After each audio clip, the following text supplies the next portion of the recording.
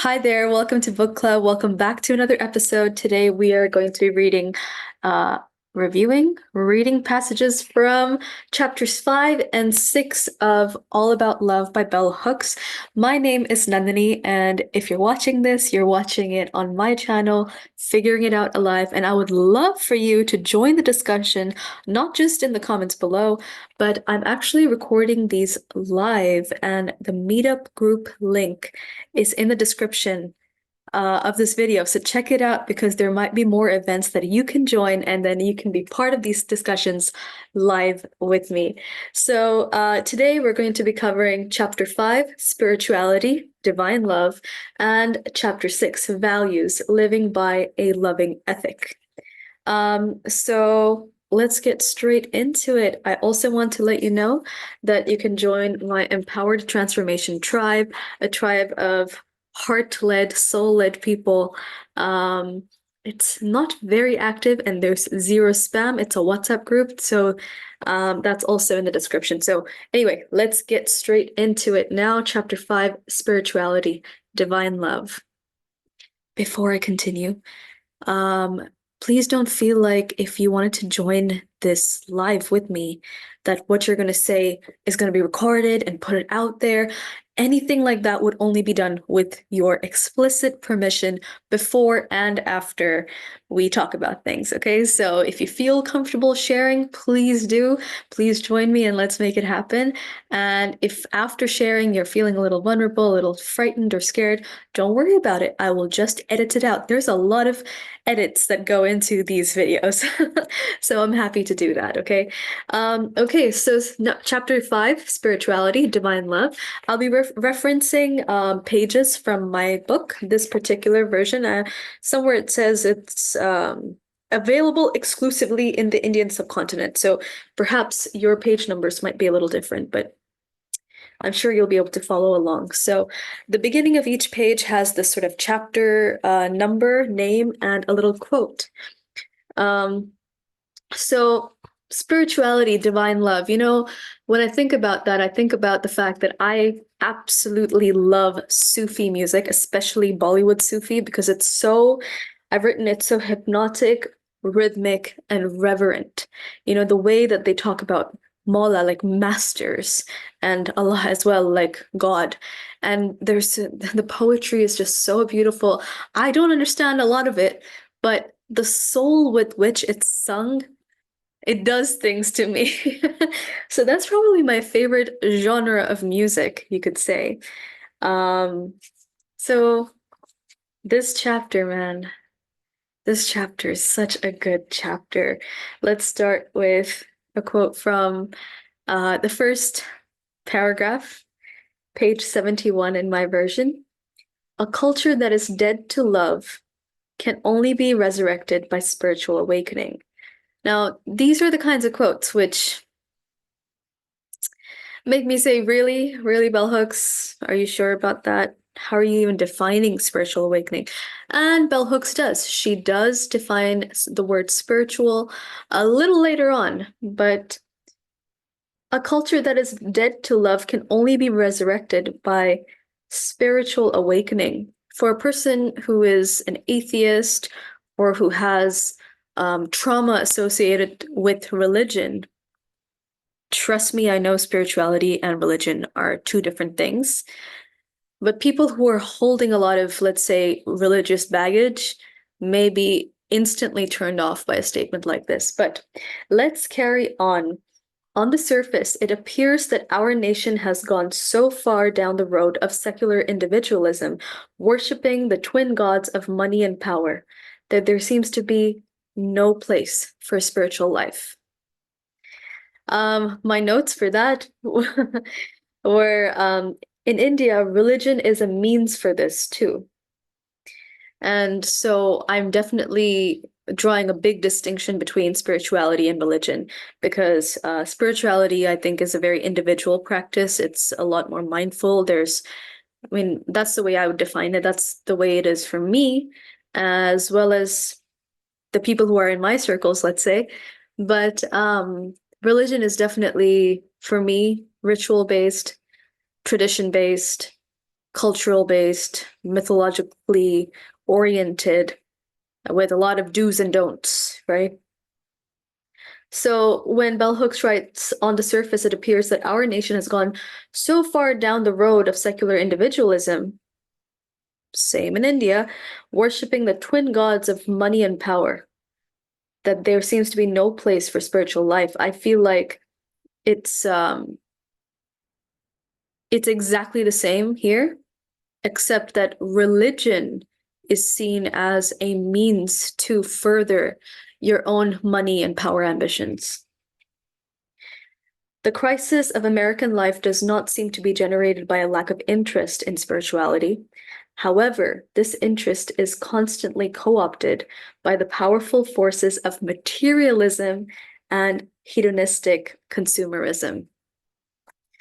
Same in this part of the world as well. So, there's a lot in this chapter by Eric Fromm, the psychoanalyst.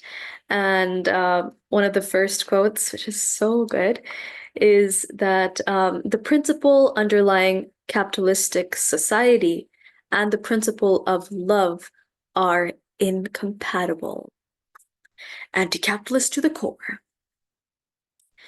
He contends, I'm just going to read little segments, actually a lot of it, but still. People are motivated by mass suggestion. Their aim is producing more and consuming more as purposes in themselves. The cultural emphasis on endless consumption deflects attention from spiritual hunger. We are endlessly bombarded by messages telling us that our every need can be satisfied by material increase. And I've also written by arbitrary ritual, which is what I find here in India. Are my glasses distracting? Because I love my eyeshadow. Vanity. I'm gonna just take them off because I know that, the light sort of reflects on them. Nevertheless, here we go. And then there was this other part which I thought was just so good that I couldn't not include it as part of this. Artist Barbara Kruger created a work proclaiming, "I shop, therefore I am."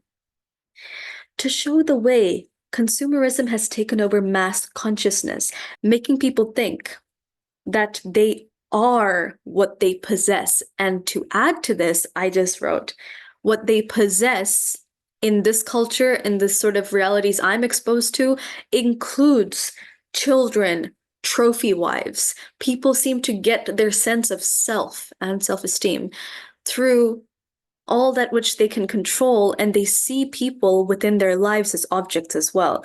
And the older I see men grow, this also tends to include their mothers and their fathers, but especially their mothers.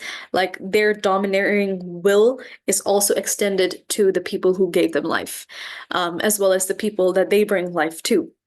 People, children are people. Oh my God. Okay, carrying on. At the bottom of page 72 in my version, organized religion has failed to satisfy spiritual hunger because it has accommodated secular demands, interpreting spiritual life in ways that uphold the values of production-centered commodity culture. Oh, I'm gonna cry. It's so good. It's so good. This is as true of the traditional Christian church as it is of New Age spirituality. It is no accident that so many famous New Age spiritual teachers link their teachings to a metaphysics of daily life that extols the blah, blah, blah. It doesn't really matter. But basically, it doesn't matter what the religion is, whether it's Christianity, Islam. I can only speak of this Christianity, Islam, and Hinduism, to be honest. Yeah, production-centered commodity culture is like the society in which we live. So it just makes sense that religion is reflecting that too. Why is it that for every special occasion people have to buy new clothes to wear? That's like it's beyond logic to me. I've probably brought this example up a lot in my life. This whole, like, I must wear new clothes for every festival, for every occasion, for my birthday. No, you don't. You really don't. For example, on page 73, consider New Age logic, which suggests, oh, this is so good. I'm going to read it again because it's layers deep, okay? For example, consider New Age logic, which suggests that the poor have chosen to be poor, have chosen their suffering. Such thinking removes from all of us who are privileged the burden of accountability. Rather than calling us to embrace love and greater community, it actually requires an investment in the logic of alienation and estrangement. What we see in culture, we see in our spiritual beliefs. Sorry, I shouldn't say spiritual beliefs, I should say religious indoctrinations, religious beliefs, and things like that. A little thing I just wanted to put here is the one thing that seems to counter this is war victims, right?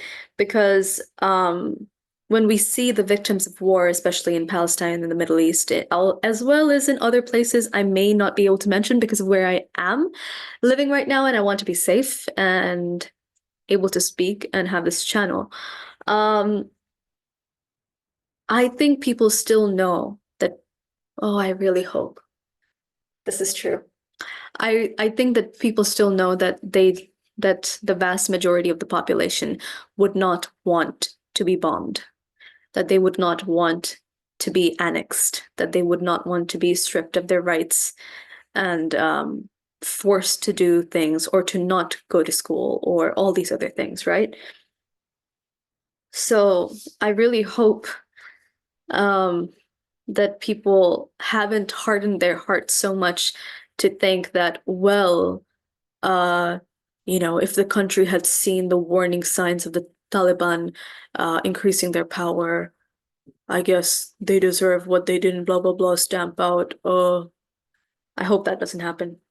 Okay, the next paragraph is really good as well. The basic interdependency of life is ignored so that separateness and individual gain can be deified. To be in such an individualistic culture, to still be seeking power, and money is a form of power. It's not part of love, it's not part of recognizing reality, I think, for what it is. The way that somebody else smoking on the same side of the road on this in the same bus stand as me affects me. It affects my what's the word? Oral factory senses. Like I can smell the smoke. It comes into me. There are people who would say, well, I guess you should you know, move yourself away from the person who's smoking, or you should tell that person to stop smoking. But do you realize that we all live in the same world in the sense that just like I'm in the bus stop at the same time as that person who's smoking, we're all living in the same planet. Yes, planet. I'm not talking about countries. Countries are once again arbitrary outlines with power and rules and all those other things. We are all living in the same biosphere. Okay.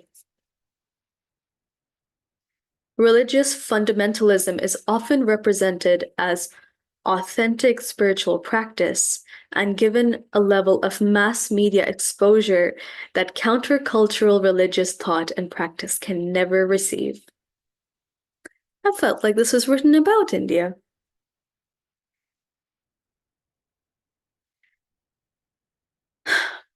Usually, fundamentalists, be they Christian, Muslim, or any faith, shape and interpret religious thought to make it conform to and legitimize a conservative status quo.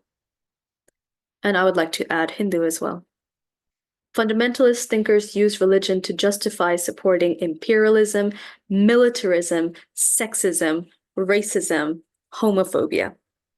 They deny the unifying message of love that is at the heart of every major religious tradition. I don't think anything needs to be added there. in the middle of page 74. Imagine how different our lives would be if all the individuals who claim to be Christians or Hindus or Muslims, I'm going to add these two as well, or who claim to be religious, honestly, anyone who claims to be religious, we're setting an example for everyone by being loving. You know, like even before reading this chapter, this is what was in my mind. Like this was actually going on in my mind as I was like, traveling around Delhi. And I was just thinking about like people are so worried about like their jobs and increments and the rising cost of living and security, social security, all these other things. And it's like these are such minute little things that they want to like modify and change and try to help serve them, but they're within the system that is not going to ever prioritize their well-being in the first place, right? So it's like they're just sort of hoping that they could have a manager who would be kind enough to allow them some relief, some relief. And I just thought to myself that if we all were to dedicate our time, our attention, and our energy, right, our daily lives into cultivating things that are genuinely beneficial to not just all of us, but to every living thing on this planet, that would be the equal amount of work, right? Even if we do half the work we do at our workplaces, instead, if we spent that energy and the time and our resources, our awake hours into helping and benefiting society, things would change so fast. Life would become so, so good. And I would also say illusion free. Bell Hooks mentions the first epistle of St. John. Let us love one another, for love is God, and everyone that loveth is born of God and knoweth God. One of my favorite tarot readers says something that is of God is of good. So if you just replace the word love, sorry, replace the word God with good, for those who do not believe in God, it just makes sense, right? So I'm going to read this again, and instead of God, I'm just going to replace the word God with good. Let us love one another, for love is good, and everyone that loveth is born of good and knoweth good. So what I've written here on the side is, love isn't cool, love is warm, and I need more of that warmth. I think we all need more of that warmth. On to page 75. Thomas Merton. Thomas. The British people say Thomas. I think Americans say Thomas. And I don't know how to say it anymore because I'm a confused person. Thomas Merton. Thomas Merton writes, love is, in fact, an intensification of life, a completeness, a fullness, a wholeness of life. Life curves upward to a peak of intensity, a high point of value and meaning, at which all its latent creative possibility go into action. And the person transcends himself or herself in encounter, response, and communion with another. This is so good. It is for this that we came into the world. This communion, this self-transcendence. We do not become fully human until we give ourselves to each other in love. In their work, and by they, Bell Hooks is referring to Eric Fromm, Martin Luther King Jr., and Thomas Merton. In their work, loving practice is not aimed at simply giving an individual greater life satisfaction. It is extolled, which is a new word I learned, which means formally praised. It is extolled. Is that the correct pronunciation? Extolled? Extolled. It is extolled, it is praised formally as the primary way we end domination and oppression. This important politicization of love is often absent from today's writing. So, what I've written on the side here is love isn't soft. Sticking to love means to courageously face and oppose fear, pride, ego, tit for tat, and all manner of smallness and safeness. Love requires a lot of courage, honestly. It was, like as I was reading this chapter, I found it so difficult to read because I thought to myself, I'm gonna have to talk about this and put it up on YouTube. And in doing so, I'm gonna be bashing religion. I have never hid that I'm an atheist. And what I have not openly talked about in recent years is that I'm an incredibly, I guess, why would I say incredibly? I guess because I don't believe it myself. It genuinely is incredible to me that I'm a really spiritual person. Because the younger Nandini was such a hardcore, ardent atheist. And I used to follow the Amazing Atheist on YouTube back when I was 13 and 14. Um, so for there to have been such drastic change in me, but for the better, because I don't see it as I believe in something that doesn't exist. I believe in what I believe in because I have proof that it exists in my life. It genuinely exists. I'm seeing so much more than I did before. Like my atheistic lens was like this, right? And then like this happened, and I was like, wait a second, that is outside my frame of atheism here, of like not believing in anything that's spiritual. It's over here. So let's let me just let's just put this down a little bit and like look around. And I looked around and I was like, boom. I'm still an atheist in that I don't believe that there is one God, that there is some sort of figure that existed in the past or currently still exists who has the power to, puppeteer things or to cast judgment and all that. I don't believe in any of that. But there is a power and force within all of us and within everything. And we as human beings, we're too small. We're too unintelligent. We're too limited by our perception, by our attention, by our belief systems to be able to see everything and predict everything, you know? Um, where was I? Why did I mention that? Was was that relevant to anything? I don't know. Okay, at the bottom of page 76. Oh, yes. Yes, I know exactly what that was about. Oh my gosh, I'm totally losing my memory here.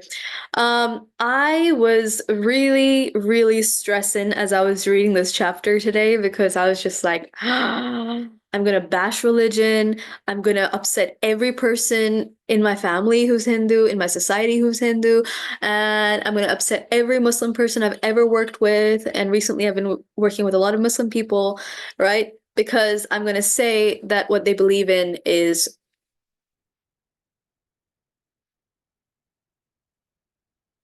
I didn't say it.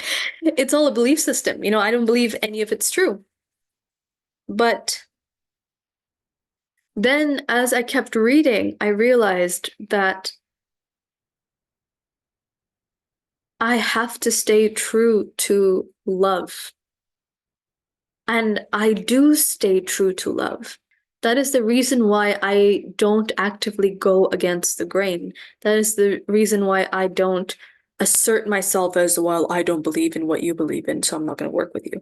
No, no, because none of those, is that true? Yes, that is true.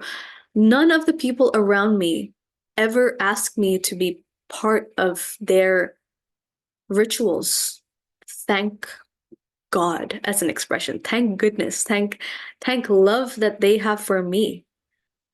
And so when I see somebody who's working on something and I can help them out, I do that.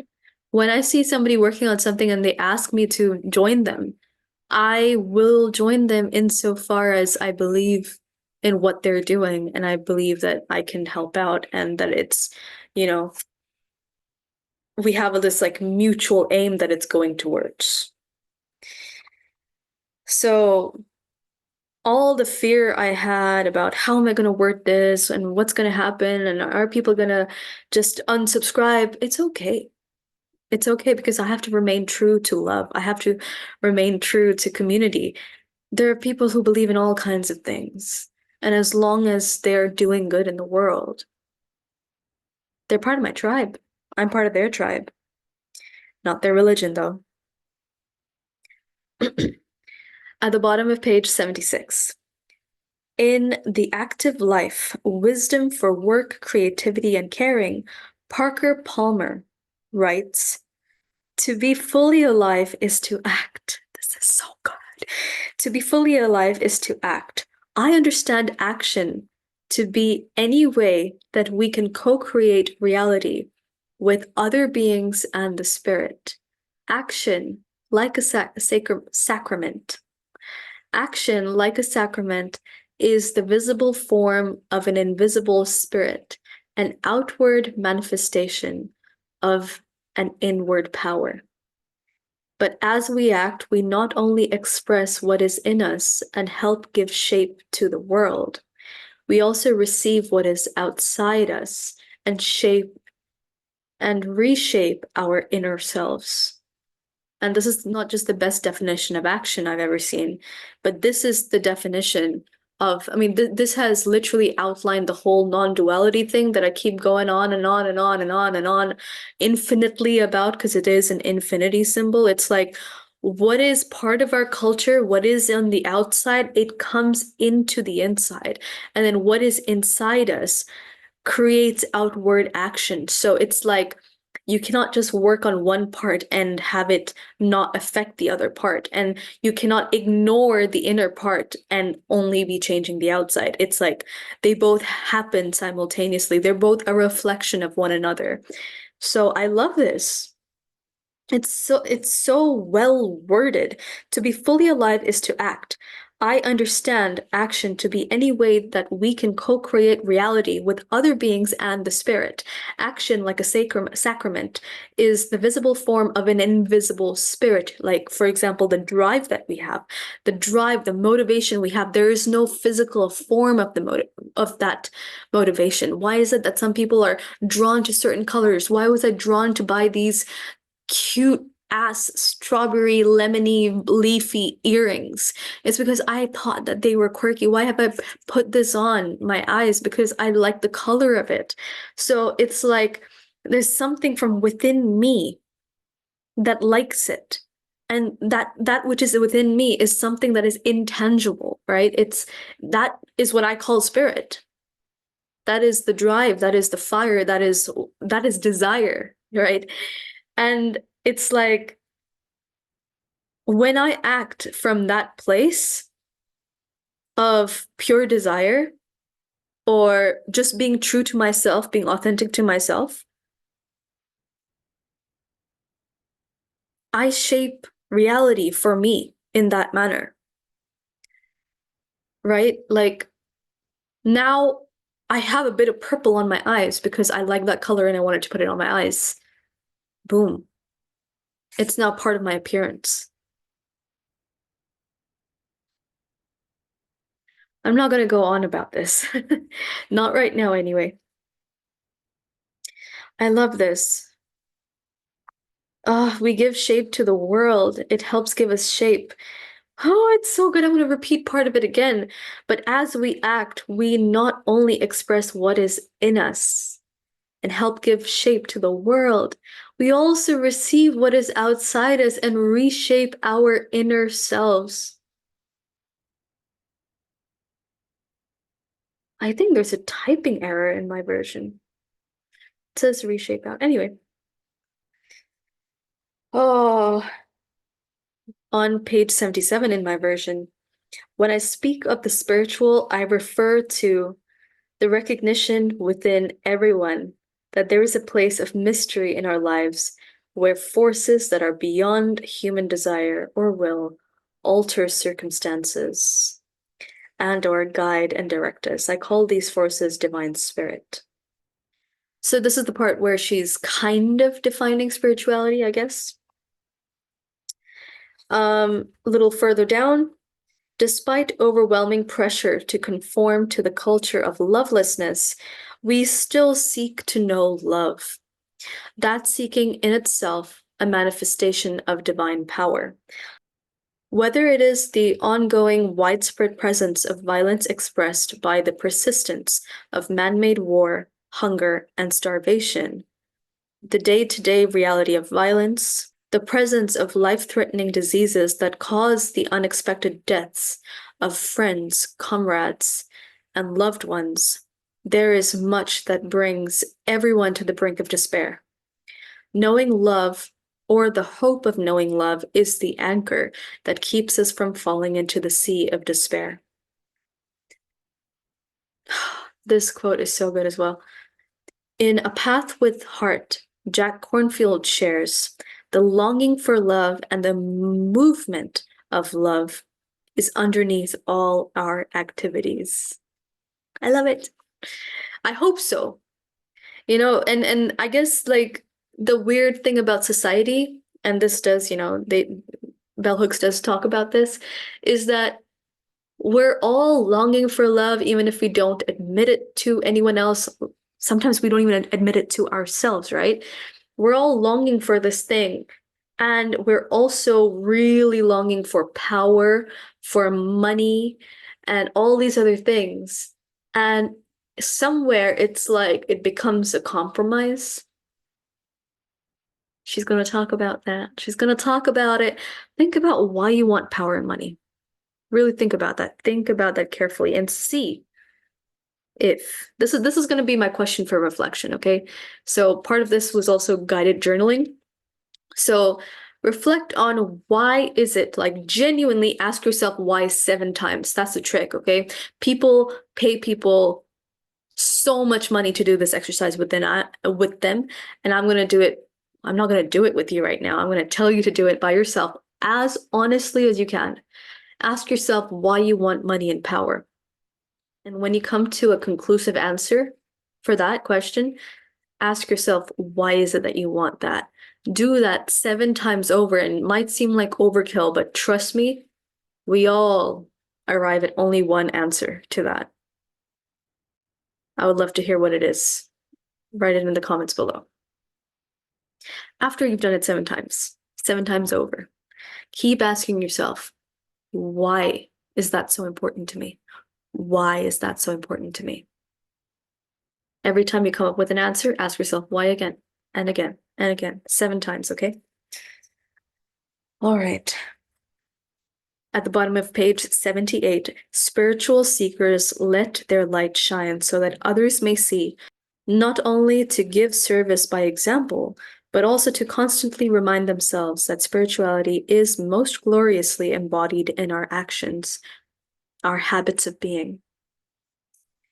Insightfully, Jack Kornfield explains on page 79 in my version, all other spiritual teachings are in vain if we cannot love.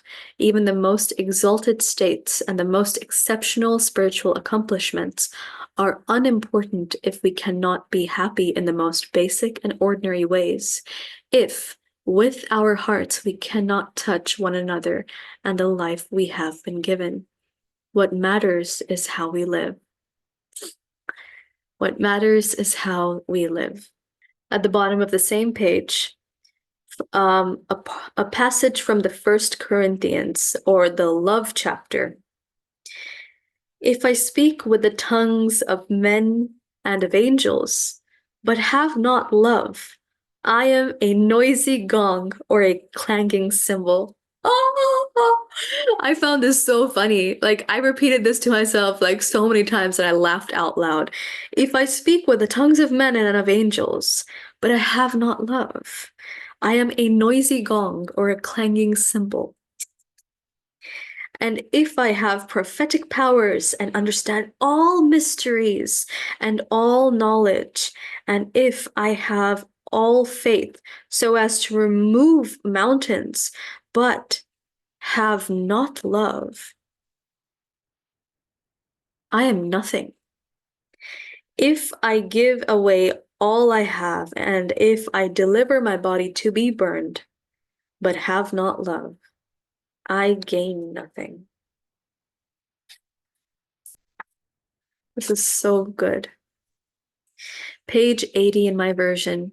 When the environment you live in and know most intimately does not place value on loving, a spiritual life provides a place of solace and renewal. Yeah. What have I written here? So a spiritual life, yes. So for me, um, I often feel very conflicted with the environments I place myself in or have sought shelter in, let's say. So when these environments are incredibly abrasive to my soul, um, and they don't place a value on loving, here, this is what saves me. I've written my community, and I'm part of a few containers, as they say, especially one. YouTube is a wonderful space to feel connected to people who are like-minded. For me, tarot cards. Where are my tarot cards? Oh, they're on the table. Tarot cards, as well as rocks and minerals. I have some rocks and minerals here as well. Crystals, as some people say. I don't know if I mean, yeah, do I believe in their powers? I don't know. I just use them as like a support system, right? Because they're so beautiful and I like them, so I keep them. And like each colored rock or each colored mineral or whatever it is, like when I hold it, because people say that they have different properties, right? Like it's just like I try to invoke those properties within me. They're symbols for me, right? Not the clanging cymbal kind. As well as symbolic numbers, right? People believe in the whole 1111, 1234, triple twos, quadruple twos as well. I see them all the time. And it's just something that brings me a smile. And I'm just like, yeah, great. I'm doing the right thing. Let's carry on. Okay. Now I'm going to read a huge chunk. I'm going to read you an entire page because every word was worth it. It's page 80, okay? Every word on page 80 is worth it. Significantly, the gaining of knowledge about spirituality is not the same as a commitment to a spiritual life. Jack Cornfield testifies. In undertaking a spiritual life, what matters is simple. We must make certain our path is connected with our heart. In beginning a genuine spiritual journey, we have to stay much closer to home, to focus directly on what is right here in front of us, to make sure that our path is connected with our deepest love. Okay, skipping a few lines. We recognize divine spirit everywhere. This is especially true when we face difficulties. So many people turn to spiritual thinking only when they experience difficulties, hoping that the sorrow or pain will just miraculously disappear. Usually, they find that the place of suffering, the place where we are broken in spirit, when accepted and embraced, is also a place of peace and possibility. Our sufferings do not magically end. Our sufferings do not magically end. Instead, we are able to wisely, alchemically recycle them. They become the abundant waste that we use to make new growth possible. This reminded me of a teaching by my Buddhist teacher, the Venerable Geshe-la, Geshe Dorji Damdol. Um, he used to say, it's part of, the daily sort of sessionally prayers at the beginning. Be most grateful for the ones who make you suffer because they are your greatest teachers. And when I first joined the course back in 2020, I was just like, no, I'm not going to be grateful to them because they caused me suffering. And isn't Buddhism all about like stopping suffering? So no, I'm not going to be. And then like now, all these years later, 3, 4 years later, yeah, it's like, yeah, actually, these days, not just these days, for the last year or so, I embrace those things or those people or the situations that cause me some stress or to feel distressed or to start feeling nervous or whatever else because I'm just like, oh, clearly some more work has to be done. So let's figure it out, Nandini. Let's see what can be done because this could be a hugely transformational thing. Okay. Um, at the bottom of page 81, fellowship with other seekers after truth offers essential inspiration. You can get those on YouTube if nowhere else, okay? If you can watch this on YouTube, maybe I'm part of your tribe. Go ahead, subscribe, join me. Let's create a new loving community. Um, oh, we're nearly at the end of the chapter. Page 82. Everyone has to choose the spiritual practice that best enhances their life. This is why progressive seekers after truth urge us all to be tolerant, to remember that though our paths are many, we are made one community in love. I think this is basically what I was saying. Like, it doesn't matter to me if you're Muslim, Sikh, Hindu, Christian, Muslim? Did I say Muslim? Or an atheist, or whatever else, a Baha'i person, practitioner, or a Jewish person. I don't know anything about Judaism, actually. If you are helping humanity, if you serve good, the good, if you're coming from a place of love and service in a way that is not just espousing your own dogma and your own religion, I'm there as a member to support you. On the other hand, if you happen to be doing some good, but there are like lots of stipulations that come with it, and it's just like, oh, if only if you believe in this will you continue to be supported. I won't support you. I will not support you. Simple as that. Um, Then there's this really interesting paragraph Bell Hooks writes, and it is exactly the opposite to my experience, okay? The spiritual awakening that is slowly taking place counterculturally will become more of a daily norm as we all willingly break mainstream cultural taboos that silence or erase our passion for spiritual practice. Huh. For me, opposite, right? The mainstream is full of the mainstream in India that I am exposed to is full of dogmatic practice. It's full of ritual. It's full of scripture-based everything, scripture-based stuff, false prophet-based stuff, whatever else, right? For a long time, many of my friends and work peers had no idea I was devoted to a spiritual practice. I think through this video, I'm coming out to the people who knew me to be an atheist in my life as well. Among progressive thinkers and scholars, it was much more hip, cool, and acceptable to express atheistic sentiments than to declare passionate devotion to divine spirit. I also did not want folks to think that if I talked about my spiritual beliefs, I was trying to convert them, to impose those beliefs on them in any way.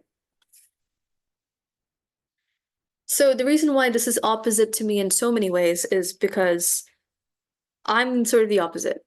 I don't have any spiritual practice, although in times of need, I turn to tarot readers. Actually, on my channel, if you look down below at the suggested channels, I currently suggest the Dove and Serpent Tarot, because I gain a lot of assurance and guidance from him. His name is Paul. And I have my own deck of, tarot. I have my own tarot deck, two of them actually, that have never failed me, never failed to give me good guidance. And just tell me the truth brutally sometimes. Um, Thankfully, I have two friends I can rely on to give it to me straight with compassion. Two great friends, okay? Exactly two. And now I also have a business coach. So I wouldn't call these things spiritual practice, but they could be. And all the time, like my whole brain is now programmed to be very loving to me. So I'm constantly giving myself positive feedback. Is that part of spiritual practice? I don't know. What do you think? So,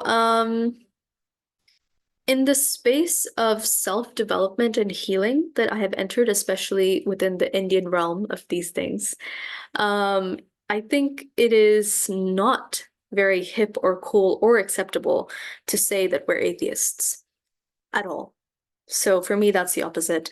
And the last part, which is like, I also did not want to, I also did not want folks to think that if I talked about my spiritual beliefs, I was trying to convert them or to impose those beliefs on them in any way. Now, I'm not trying to convert people or impose my beliefs, but I would love it if people were to drop their religions. I would love that. And I'm going to say that. Be heart-centered, be logic-centered, be conscious and aware. That is coming up in the next chapter, okay? Become really aware of what you're doing.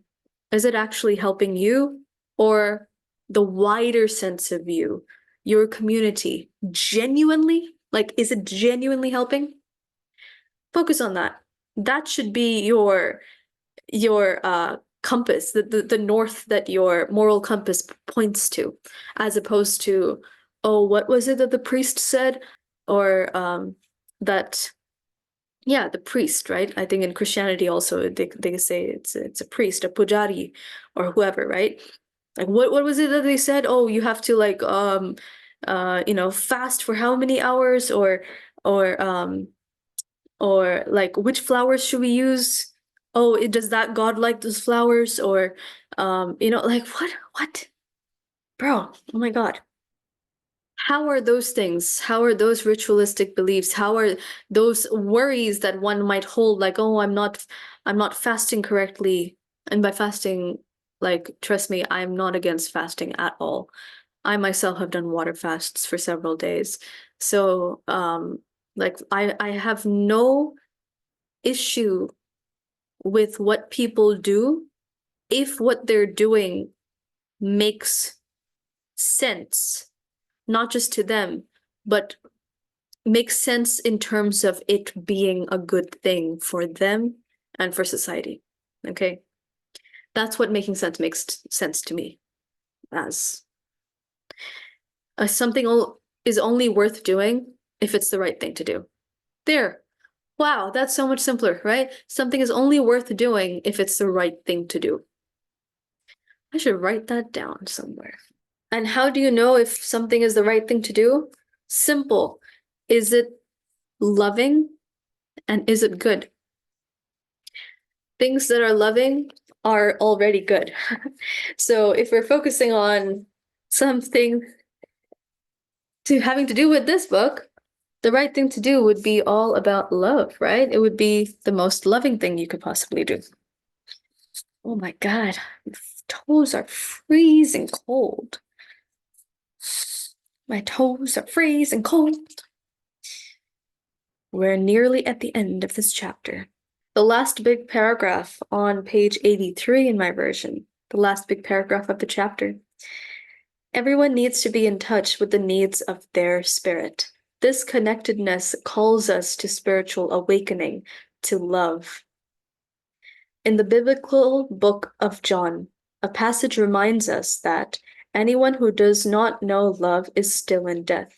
All awakening to love is spiritual awakening, or at least that is what Bell Hooks believes.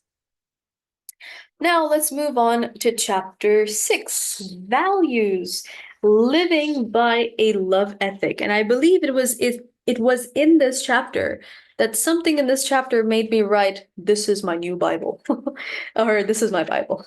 Yeah, there is a part like that I've written. Okay.